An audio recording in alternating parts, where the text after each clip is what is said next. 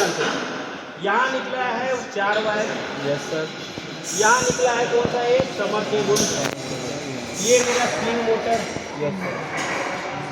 ऐसे swing motor submersible अलग अलग कर दिए। ये हो गया मेरा मोटर का कनेक्शन, सही है। Yes sir. और यहाँ जो रोटरी स्विच लगा हुआ है इसका निकला हुआ पॉइंट, 1 पॉइंट निकला हुआ है, 2 पॉइंट निकला हुआ है, 3 पॉइंट, 4 पॉइंट, सही है। Yes sir. जब रोटरी स्विच में अंकित। आते हैं तो उसको एल लिखा हुआ रहता है। अंकित, उसका नाम क्या है? रोटरी स्विच में जाएंगे तो 4 पुट्टी है, 4 पुट्टी किसी एक पुट्टी में एल लिखा हुआ रहेगा। बाद बाकी मेरा 3 टर्मिनल बच गया, उसमें 1 2 3 लिखा हुआ रहेगा। तो ठीक है, यहाँ पर हम लोग क्या देखेंगे कि मोटर से मेरा निकला जाता 4 तार।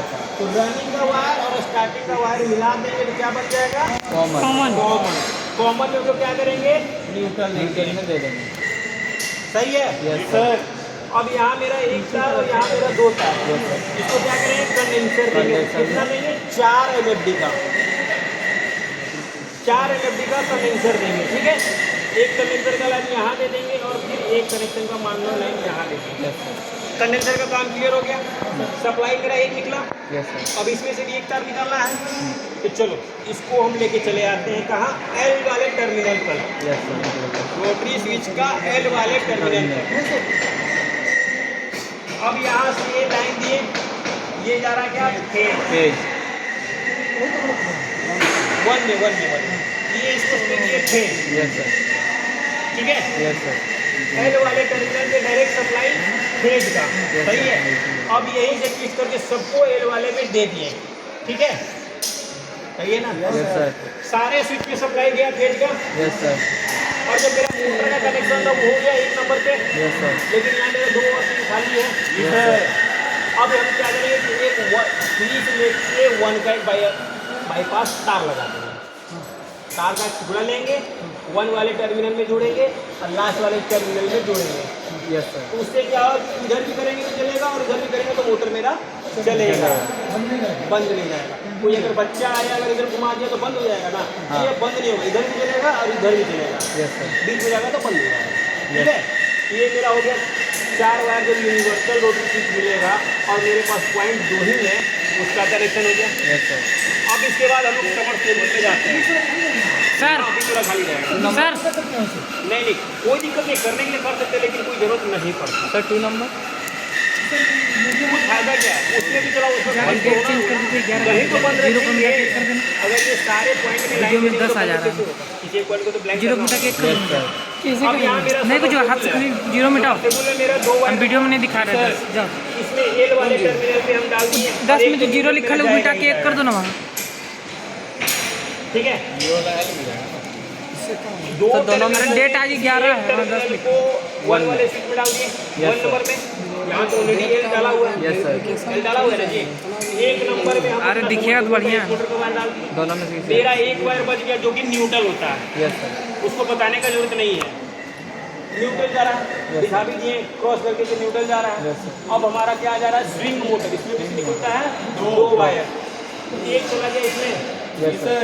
और इसको फ्री और इसका भी थी, क्रॉस कर दिए, बाईपास कर दिए, इधर से भी चलेगा और इधर से भी चलेगा। मेरा ये मोटर का 1 वायर है, न्यूट्रल में चल जाएगा। चलो इसी को हम यहीं से देखते हैं, ठीक है। Yes sir. तो सीधा सीधा समझने का तरीका है, यहाँ तक क्लियर है। Yes sir. अब एक और इसको मिटा दें। यस नहीं सर, और एक बार समझा दीजिए। अब एक चीज़ और ध्यान देना, देखो सब एक चीज़ और ध्यान देना। यहाँ पर कितना तार हुआ, 2 वायर। यहाँ देखो रुक गया, लास्ट में लेना। रुक जाओ, यहाँ निकला 2 वायर, इस मोटर का भी 2 तार, इसका भी 2 तार, इसका भी 2 तार। कितना तार हुआ, 6 6 तार हुआ ना। Yes sir. तो 6 तार में से 3 तार न्यूट्रल, यस सर। हाँ 3 तार न्यूट्रल, 3 तार स्विच के लिए, सही है। Yes sir. 6 तार टोटल निकला। Yes sir. तो 6 तार में से 3 तार मेरा न्यूट्रल के लिए यस सर। डायरेक्ट ऐड कर देंगे।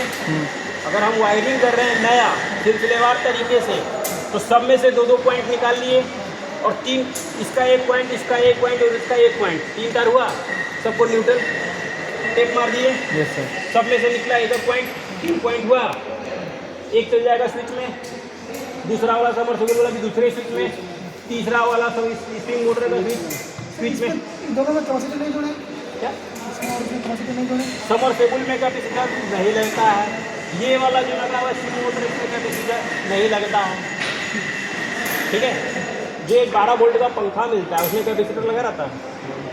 अरे वो जो खिलौना वाला जो नहीं गाड़ी रहता होता है, है। उसमें जो मोटर जो घुमाता है, चक्का चलता है, उसमें कंडेंसर लगा रहता है ना उसी तरह ये जो समरसेबुल वाला जो मोटर है, ये डायरेक्ट सप्लाई से चलता है, 230 से चलता है।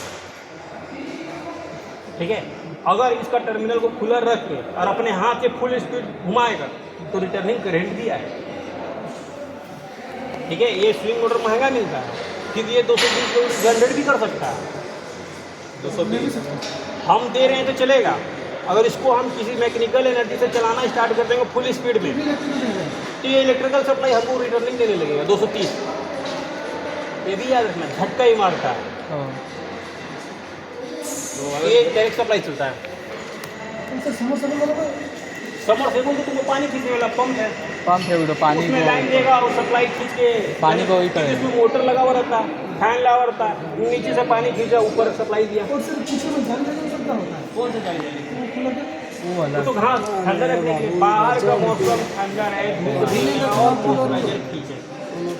घास में जब पानी गिरता है और जब पंखा चलता है तो चारों तरफ का जो मौसम होता है हवा का, ठंडा हुआ, तो कूलर क्या दिया? ठंडा हवा।